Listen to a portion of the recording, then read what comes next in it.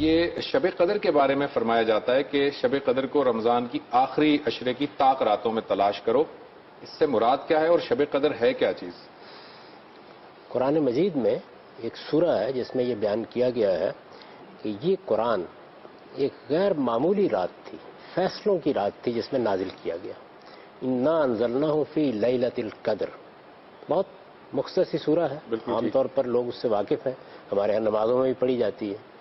قرآن مجید کے بارے میں یہ بات بھی معلوم ہے کہ وہ رمضان میں نازل ہوا ہے۔ اللہ کی کتاب قرآن مجید، اللہ کی آخری کتاب، وہ کتاب کے جو نذیر للعالمین ہے، جس نے قیامت تک لوگوں کو انذار کرنا ہے، خبردار کرنا ہے، یہ کتاب نازل کرنے کا جب فیصلہ کیا گیا تو اللہ تعالیٰ کہتے ہیں کہ اس کے لیے میں نے رمضان کے مہینے کا انتخاب کیا، اور یہ رمضان کا مہینہ ہے جس میں وہ رات آئی جس کو قرآن نے لیلۃ القدر سے تعبیر کیا، اور ایک دوسری سورہ دخان میں لیلہ مبارکہ سے تعبیر کیا، لیلۃ مبارکہ، ٹھیک ہے، برکت والی رات، یہاں اس کے لیے لیلۃ القدر، اور یہ بتایا کہ تم اس کی عظمت کا اندازہ نہیں کر سکتے۔ وما ادراک ما لیلۃ القدر، لیلۃ القدر خیر من الف شہر، یہ 1000 مہینے سے اللہ کے ہاں بہتر رات ہے۔ بلکہ مزید تشریح کی اس میں کہ اس میں ملائکہ اور روح الامین اترتے ہیں، اور یہ رات جب آتی ہے تو یہ صبح تک حتیٰ مطلع الفجر، صبح تک سلامتی سلامتی ہوتی ہے، سلام ہے حتیٰ مطلع الفجر۔ یہ اس رات کی فضیلت بیان ہوئی ہے، اس رات کی اہمیت بیان ہوئی ہے، یہ اللہ تعالیٰ کے ہاں فیصلوں کی رات ہے۔ اس کو اگر آپ عموم پہ لے جائیں تو یہ معلوم ہوتا ہے کہ جس طریقے سے اس دنیا کے ساتھ معاملے کے لیے اللہ تعالیٰ نے فرشتوں کو ذمہ داریاں دے رکھی ہیں، بالکل اسی طریقے سے اس دنیا کے بعض معاملات یا اس کائنات کے بعض معاملات کے لیے خاص خاص دن بھی مقرر کر رکھے ہیں۔ تو اللہ تعالیٰ نے قرآن مجید میں یہ بیان کیا ہے کہ ایسا ہوتا ہے کہ فرشتے میری طرف سے ایک فیصلہ لے کے آتے ہیں، اور بعض اوقات اس کی رپورٹ 1000 سال کے بعد پیش کی جاتی ہے۔ ظاہر ہے کہ یہ ایک نادیدہ عالم ہے جس کو ہم دیکھ نہیں سکتے، جان نہیں سکتے، اس کے بارے میں اللہ تعالیٰ نے قرآن مجید میں یہ بتایا ہے کہ میں اس دنیا کا نظم چلا رہا ہوں، تو اس میں اس طرح کے مواقع بھی آتے ہیں کہ جس میں فرشتے یہاں آتے ہیں، یہ مواقع بھی آتے ہیں جس میں وہ میرے حضور میں رپورٹ لے کے پہنچتے ہیں، اور یہ بعض اوقات بڑا طویل وقفہ ہوتا ہے۔ قرآن مجید کے نزول کے لیے یہ فیصلہ کیا گیا کہ یہ بھی اسی طرح کی ایک رات میں نازل ہوگا، یعنی وہ رات جو اللہ تعالیٰ نے بڑے بڑے فیصلوں کے لیے مقرر کر رکھی ہے، جس میں فرشتے اور روح الامین وہ فیصلے لے کر زمین پر آتے ہیں، جس کو اللہ تعالیٰ سلامتی کی رات بنا دیتے ہیں۔ تو یہ رات ہے جس میں قرآن نازل کیا گیا، اس کی فضیلت بیان ہوئی۔ رسالت مآب صلی اللہ علیہ وسلم کو بعد میں جب یہ بتایا گیا، یہ صورتیں جب نازل ہوئیں، مثلا یہ بتایا گیا کہ رمضان میں نازل ہوا تھا، یہ بتایا گیا کہ وہ ایسی رات تھی، یہ جو سورہ قدر ہے یہ قرآن کی کوئی پہلی سورہ نہیں ہے، کافی بعد میں نازل ہوئی ہے۔ اس میں یہ بتایا گیا کہ انا انزلناہ فی لیلۃ القدر، ہم نے اس کو اس فیصلوں والی رات میں نازل کیا تھا، وہ بڑی عظیم رات ہے، وہ خیر من الف شہر ہے، تنزل الملائکۃ والروح فیہا باذن ربہم من کل امر، ہر فیصلہ لے کر اس میں فرشتے بھی اترتے ہیں، روح الامین بھی اترتے ہیں، جبریل امین بھی اترتے ہیں، اور یہ بتایا گیا کہ سلام ہے حتی مطلع الفجر۔ ظاہر ہے کہ یہ جو غیر معمولی حیثیت اس کی بیان کی گئی، تو رسالت مآب صلی اللہ علیہ وسلم کے دل میں بھی یہ چیز پیدا ہوئی کہ میں ایک بندہ مومن کی حیثیت سے، خدا کے ایک عبد کی حیثیت سے میں یہ تلاش کروں کہ وہ رحمت کی، برکت کی، فیصلوں کی رات کب آتی ہے۔ اب جو معلومات ہے وہ یہی ہے، اللہ تعالیٰ نے بتا دیا کہ وہ رمضان میں آئی تھی، یہ بتا دیا کہ اس میں قرآن نازل ہوا تھا، تو رات کی عظمت تو معلوم ہو گئی۔ اب ظاہر ہے اس سے یہ خیال پیدا ہوتا ہے کہ ہو سکتا ہے کہ یہ ہر رمضان میں آ جائے، رمضان ہی میں آئے، یہ خیال تو پیدا ہوتا ہے۔ اچھا، آپ پر چونکہ قرآن نازل ہوا، ظاہر ہے کہ کچھ نہ کچھ تو ذہن میں رہ جاتا ہے۔ ایک وہ وقت ہوتا ہے کہ جب آپ کو متنبع کر دیا جائے تو پھر تو وہ چیز ہمیشہ کے لیے یاد رہ جاتی ہے، لیکن کچھ دیر بعد میں بتایا جائے تو آدمی پلٹ کے دیکھتا ہے کہ وہ کون سی رات تھی۔ تو آپ کو یہ خیال بھی ہوا کہ یہ غالباً کوئی رمضان کے آخری عشرے کی طاق رات تھی، ٹھیک ہے، یعنی یہ یوں سمجھ لیجئے کہ اللہ تعالیٰ کی طرف سے جو اطلاع دی گئی ہے قرآن مجید میں، اس اطلاع کے بعد رسالت مآب صلی اللہ علیہ وسلم کا قیاس ہے۔ چنانچہ ایک بندہ مومن کو جو کچھ کرنا چاہیے، یعنی اگر آپ کو معلوم ہو کہ کائنات کے پروردگار کی عنایت ہوگی، ایک رات آئے گی، ایسی رات ہوگی کہ جس میں فیصلے ہوتے ہیں، جس کی یہ عظمت ہے، جس کا یہ مقام ہے، تو ایک بندہ مومن کی حیثیت سے ایک خدا کے بندے کی حیثیت سے آپ تلاش کریں گے. آپ کی کوشش, تلاش کرنے کا کیا مطلب ہے؟ یعنی آپ یہ کوشش کریں گے کہ جب وہ رات آئے, جب وہ رحمت کی گھڑی آئے تو آپ جاگ رہے ہوں, آپ خدا کو یاد کر رہے ہوں, آپ خدا کی عنایتوں کے طلبگار ہوں, آپ اپنی گناہوں کی معافی مانگ رہے ہوں. اس موقع پر اللہ تعالیٰ کی رحمت کے لیے آپ دست بدعا ہوں. یہ فطری خواہش ہے. تو چنانچہ آپ کے دل میں بھی یہ پیدا ہوئی تو آپ عام طور پر اس کا اہتمام کرتے تھے. میں نے اس سے پہلے بھی شاید کسی وقت عرض کیا ہے کہ یہی سبب ہے کہ آپ نے اسی عشرے کو اعتکاف کے لیے مقرر کر لیا اپنے لیے. فیصلوں کی رات ہے.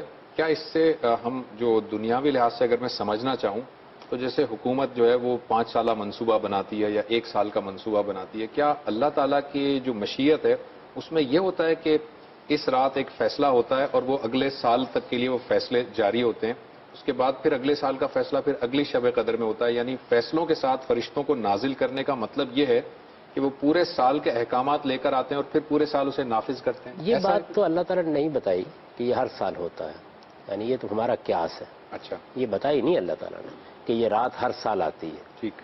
چنانچہ آپ اگر دیکھیں تو اہل علم نے یہ قیاس کیا ہے کہ ہو سکتا ہے یہ 1000 سال میں ایک بار آتی ہے. اچھا, یہ بھی بات ہے. ظاہر ہے کہ یہ بات بتائی نہیں گئی. جتنی بات بتائی گئی ہے, اللہ تعالیٰ جب اس عالم کے بارے میں جو اس کا عالم ہے جی کوئی بات بتاتے ہیں تو ہم اپنی طرف سے تو اس میں کوئی اضافہ یا کمی نہیں کر سکتے. ٹھیک ہے. قرآن مجید جب نازل ہوا تو یہ رات تھی, رمضان میں نازل ہوا, اس رات میں نازل ہوا, یہ ہمیں بتا دیا گیا. ٹھیک ہے. اس رات کی فضیلت بتا دی گئی. یہ بتا دیا گیا کہ یہ ایک رات ہے جو اللہ نے اس کام کے لیے مقرر کر رکھی ہوئی ہے. بالکل اسی طرح مقرر کر رکھی ہے جس طرح ہم بھی بہت سے دن مقرر کرتے ہیں اپنے لیے. تو اللہ تعالیٰ بھی اپنی کائنات کا نظم چلانے کے لیے اس طرح کے بعض اوقات مقرر کر دیتے ہیں. یہ رات ایسی ہی رات ہے, یہ بتا دیا گیا. اب یہ کہ ہر سال آتی ہے, یہ 500 سال بعد آتی ہے, یہ 100 سال بعد آتی ہے, یہ 1000 سال بعد آتی ہے, یہ اللہ کے سالوں کے لحاظ سے آتی ہے, یہ ہمارے سالوں کے لحاظ سے آتی ہے, کچھ نہیں کہا جا سکتا. یعنی یہ اس میں کچھ نہیں کہا جا سکتا کہ ہر سال رمضان میں شب قدر ہوتی ہے. کہنے کی کوئی بنیاد ہونی چاہیے نا. یعنی ظاہر ہے کہ یا یہ بات قرآن میں بیان ہوگی تب ہم کہیں گے, یا رسالت میں آپ صلی اللہ علیہ وسلم صراحت کے ساتھ یہ بتائیں. رسالت میں آپ صلی اللہ علیہ وسلم نے صراحت کے ساتھ بتایا نا کہ رمضان کے آخری عشرے کی طاق راتوں میں تلاش کرو. نہیں, یہ آپ نے صراحت کے ساتھ نہیں بتایا. یہ بتایا ہے کہ بلکہ ایک موقع پر یہ کہا کہ مجھے اس کا علم دیا گیا لیکن پھر تمہارے ایک جھگڑے کی وجہ سے اٹھا لیا گیا.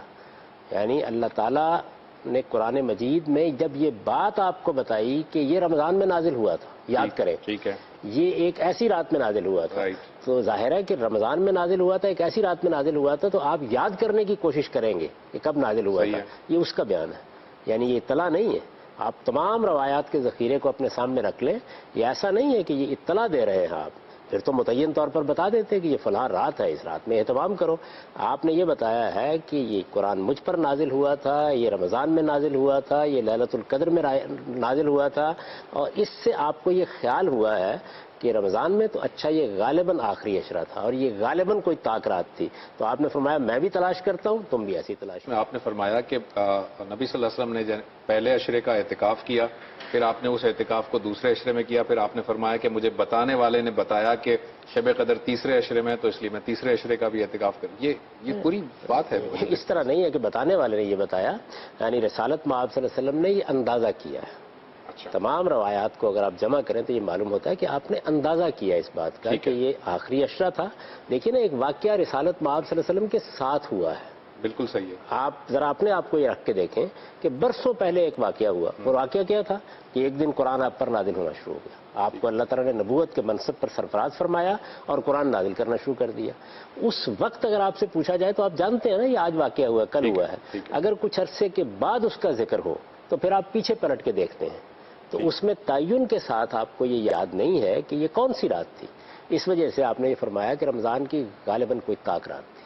ٹھیک. اور ان طاق راتوں میں اس کو تلاش کرو. طاق رات بھی رمضان کی کون سی؟ آخری عشرے میں. یہ اندازہ کیا ہے رسالت میں آپ صلی اللہ علیہ وسلم نے, اور اس کا کوئی متعین قطعی علم نہیں دیا گیا.